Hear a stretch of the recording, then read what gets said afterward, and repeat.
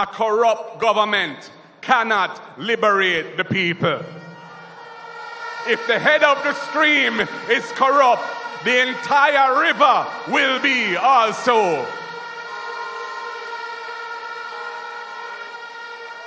I do not support corruption.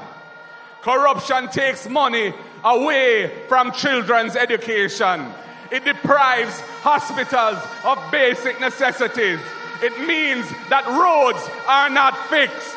Corruption deepens inequality. It siphons off taxpayers' money to make a few cronies richer with the political connections instead of benefiting the people.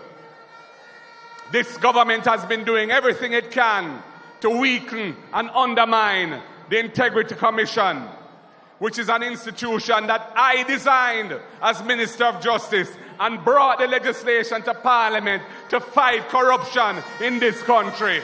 I have said it before and I will tell you again.